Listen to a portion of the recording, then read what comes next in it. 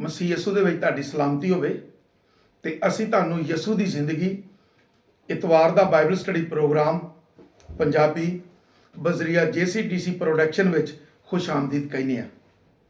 ਤੇ ਮੈਂ ਪਾਦਰੀ ਅਮਜਦ ਇਮਤਿਆਜ਼ हैदराबाद ਤੋਂ ਤੁਹਾਡੇ ਅੱਗੇ ਖੁਦਾ ਦਾ ਕਲਾਮ ਲੈ ਕੇ ਹਾਜ਼ਰ ਹੋਇਆ। ਤੇ ਅਸੀਂ ਅੱਜ ਫਿਰ ਗਿਣਤੀਓਂ 5 ਬਾਬ ਤੇ 19 ਐਤ ਦੇ ਵਿੱਚੋਂ ਵੇਖਾਂਗੇ ਤੇ ਇਹਦੇ ਤੇ ਕੁਝ ਨਾਂ ਲਿਖੇ ਨੇ ਕਿ ਜਿਹੜੇ ਲੋਕ ਇਹ ਕੰਮ ਕਰਦੇ ਨੇ ਉਹ ਖੁਦਾ ਦੀ ਬਾਦਸ਼ਾਹੀ 'ਚ ਨਹੀਂ ਜਾ ਸਕਦੇ। ਤੇ ਉਹਨਾਂ ਦੇ ਵਿੱਚੋਂ ਇੱਕ ਨਾਂ ਅੱਜ ਅਸੀਂ ਹੋਰ ਵੇਖਾਂਗੇ, ਧੜੇਬਾਜ਼ੀ। ਜਿਹੜਾ ਧੜੇਬਾਜ਼ੀ ਕਰਦਾ, ਬਾਈਬਲ ਕਹਿੰਦੀ ਏ, ਖੁਦਾ ਦਾ ਕਲਾਮ ਇਹ ਕਹਿੰਦਾ, ਪਾਲੂਸ ਰਸੂਲ ਕਲਮ ਬੰਦ ਕਰ ਲਿਆ, ਲਿਖ ਰਿਹਾ ਕਿ ਧੜੇਬਾਜ਼ੀ ਕਰਨ ਵਾਲੇ ਖੁਦਾ ਦੀ ਬਾਦਸ਼ਾਹੀ 'ਚ ਨਹੀਂ ਜਾ ਸਕਦੇ।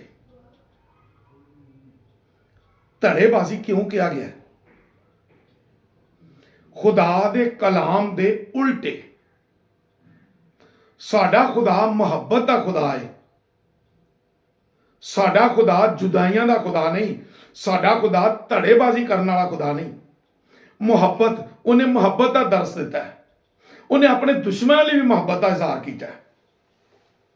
ਉਹਨੇ ਆਪਣੇ ਦੁਸ਼ਮਣਾਂ ਲਈ ਮਾਫੀ ਦਾ ਵੀ ਐਲਾਨ ਕੀਤਾ ਹੈ ਤੇ ਬਾਪ ਅੱਗੇ ਵੀ ਦਰਖਾਸਤ ਕਰਦਾ ਹੈ ਕਿ ਬਾਪ ਇਹਨਾਂ ਨੂੰ ਮਾਫ ਕਰ।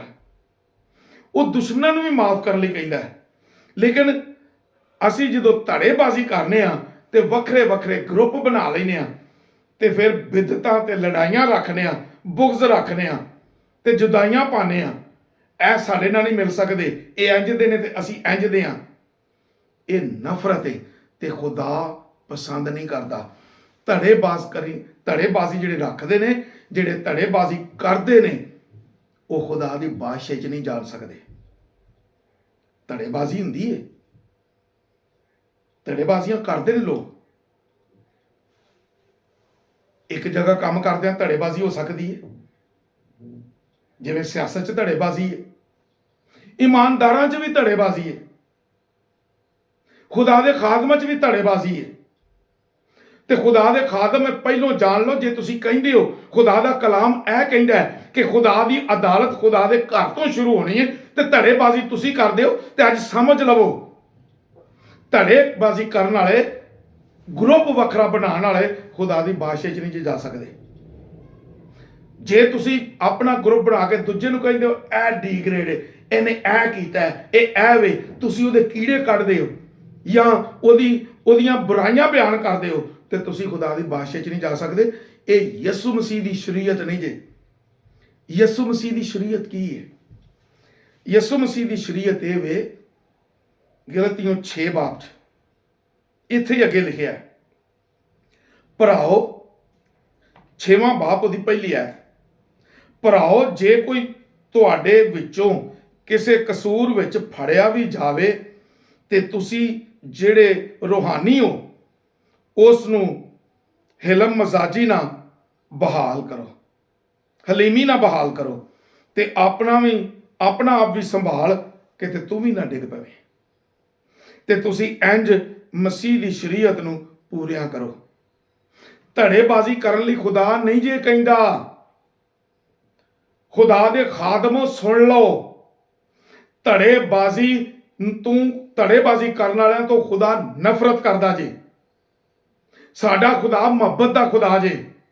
ਆਪਣੇ ਢਿੱਡ ਚੋਂ ਕੋੜ ਵੀ ਕੱਢੋ, ਬੁਗਜ਼ ਵੀ ਕੱਢੋ। ਮੈਂ ਪਿਛਲੀ ਵੀਡੀਓ 'ਚ ਦੱਸਿਆ ਸੀ ਕਿ ਅਸੀਂ ਬੁਗਜ਼ ਕਰਨੇ ਆ ਤੇ ਸਾਨੂੰ ਇਕਤਦਾਰ ਦਾ ਨਸ਼ਾ ਵੀ ਹੁੰਦਾ ਹੈ, ਤੇ ਨਸ਼ਾ ਕਰਨ ਵਾਲੇ ਖੁਦਾ ਦੀ ਬਾਦਸ਼ਾਹੀ 'ਚ ਨਹੀਂ ਜਾ ਸਕਦੇ। ਕੀ ਕਰ ਰਹੇ ਹੋ ਅਸੀਂ? ਕੋਈ ਸਿਆਸੀ ਲੀਡਰ ਤੇ ਉਹਦੇ ਕੋਲ ਇਕਤਦਾਰ ਦਾ ਨਸ਼ਾ ਹੈ, ਕੋਈ ਯੂਥ ਲੀਡਰ ਤੇ ਉਹਦੇ ਕੋਲ ਖੁਦਾ ਦਾ ਨਸ਼ਾ ਹੈ, ਜੇ ਕੋਈ ਖੁਦਾ ਦਾ ਖਾਦਮ ਹੈ ਤੇ ਉਹਦੇ ਕੋਲ ਇਕਤਦਾਰ ਦਾ ਨਸ਼ਾ ਹੈ, ਕੋਈ ਬਿਸ਼ਪ ਹੈ ਤੇ ਉਹਦੇ ਕੋਲ ਇਕਤਦਾਰ ਦਾ ਨਸ਼ਾ ਹੈ, ਜੇ ਕੋਈ ਪਾਦਰੀ ਹੈ ਤੇ ਉਹਦੇ ਕੋਲ ਇਕਤਦਾਰ ਦਾ ਨਸ਼ਾ ਹੈ, ਜੇ ਕੋਈ ਹੋਰ ਸੀਟ ਤੇ ਆ ਤੇ ਉਹਦੇ ਕੋਲ ਇਕਤਦਾਰ ਦਾ ਨਸ਼ਾ ਹੈ। ਨਸ਼ਾ ਕਰਨ ਵਾਲੇ ਖੁਦਾ ਦੀ ਬਾਦਸ਼ਾਹੀ 'ਚ ਨਹੀਂ ਜਾ ਸਕਦੇ।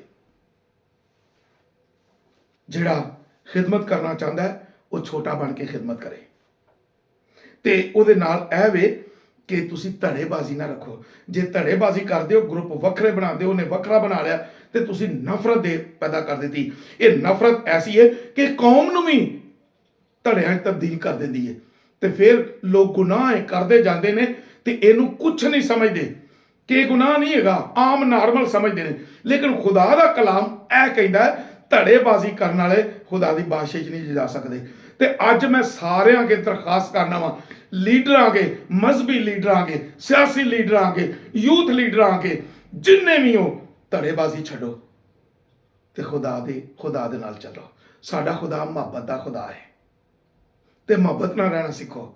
ਜੇ ਤੁਸੀਂ ਧੜੇਬਾਜ਼ੀ ਕਰਦੇ ਹੋ ਤੇ ਖੁਦਾ ਦੀ ਬਾਦਸ਼ਾਹੀ 'ਚ ਨਹੀਂ ਜੇ ਜਾ ਸਕਦੇ। ਇਹ ਖੁਦਾ ਦਾ ਕਲਾਮ ਕਹਿੰਦਾ ਹੈ, ਮੈਂ ਨਹੀਂ ਜੀ ਕਹਿੰਦਾ, ਖੁਦਾ ਦਾ ਕਲਾਮ ਕਹਿੰਦਾ ਹੈ। ਆਪਣੇ ਆਪ ਨੂੰ ਇਸ ਗੁਨਾਹ ਤੋਂ ਕੱਢੋ।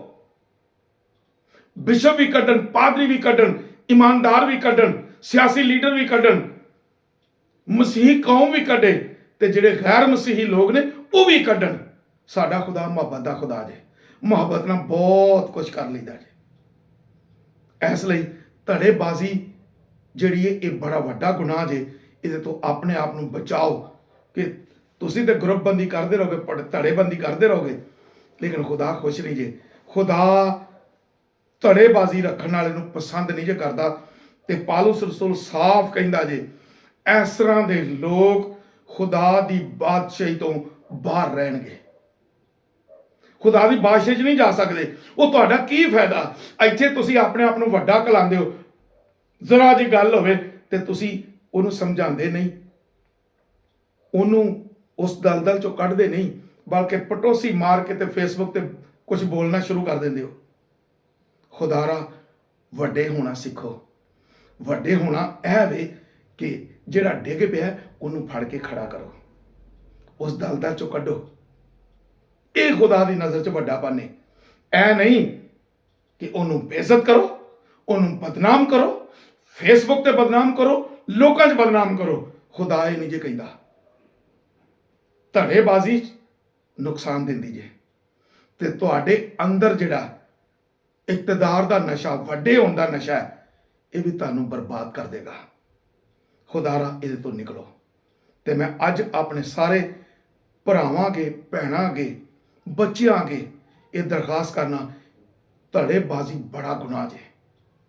ਧੜੇਬਾਜ਼ੀ ਤੋਂ ਅੱਗੇ ਜਦੋਂ ਵੱਧਦਾ ਤੇ ਇਹਦੀਆਂ ਸ਼ਾਖਾਂ ਇੰਨੀਆਂ ਨਿਕਲਦੀਆਂ ਨੇ ਕਿ ਤੁਸੀਂ ਬਰਬਾਦ ਹੁੰਦੇ ਜਾਂਦੇ ਹੋ। ਇਸ ਲਈ ਮਿਹਰਬਾਨੀ ਕਰਕੇ ਖੁਦਾ ਦੇ ਕਲਾਮ ਤੇ ਅਮਲ ਕਰੋ। ਮੈਂ ਖੁਦਾ ਦਾ ਖਾਦਮ ਹੁੰਦਿਆਂ ਤੁਹਾਡੇ ਅੱਗੇ ਦਰਖਾਸਤ ਕਰਨਾ, ਧੜੇਬਾਜ਼ੀ ਛੱਡੋ ਤੇ ਖੁਦਾ ਦੀ ਮਰਜ਼ੀ ਨੂੰ ਪੂਰੀਆਂ ਕਰੋ। ਸਾਡਾ ਖੁਦਾ ਮੁਹੱਬਤ ਦਾ ਖੁਦਾ ਹੈ ਤੇ ਖੁਦਾ ਤੁਹਾਨੂੰ ਇਹਨਾਂ ਗੁਨਾਹਾਂ ਤੋਂ ਬਚਣ ਦੀ ਤੌਫੀਕ ਦੇਵੇ ਤੇ ਮੁਹੱਬਤ 'ਚ ਰਹਿਣ ਦੀ ਤੌਫੀਕ ਦੇਵੇ। ਖੁਦਾ ਦੀ ਮੁਹੱਬਤ 'ਚ ਵਧੋ ਤੇ ਤਰੱਕੀ ਕਰੋ। ਖੁਦਾ ਤੁਹਾਨੂੰ ਬਰਕਤ ਦੇਵੇ ਤੇ ਸਲਾਮਤੀ ਬਖਸ਼ੇ ਤੇ ਇਸ ਕਲਾਮ ਤੇ ਅਮਲ ਕਰਨ ਦੀ ਤੌਫੀਕ ਦੇਵੇ। ਆਮੀਨ।